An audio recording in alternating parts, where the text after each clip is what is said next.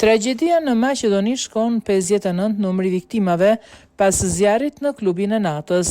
Në orët e vona të natës në qytetin lindor të Maqedonisë së Veriut Koçan, të paktën 59 persona kanë ndruar jetë si pasojë një shpërthimi të zjarrit në një klub nate. Numri i plagosurve deri më tani është 152, ku një pjesë e tyre janë transferuar nga Koçani në klinikat në Shtip dhe Shkup.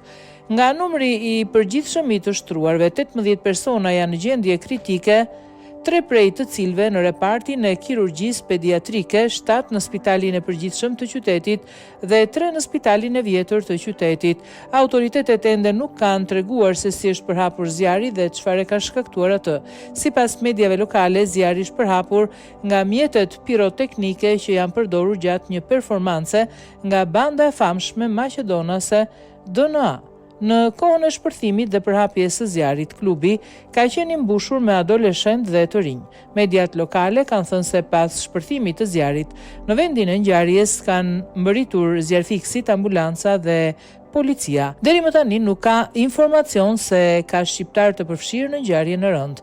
Koçani ndodhet në pjesën lindore të Maqedonisë Veriut dhe është rreth 62 milje në lindje të Shkupit, kryeqytetit. Regjistrimi i fundit i vitit 2021 tregoi se rreth 24.600 njerëz jetojnë atje.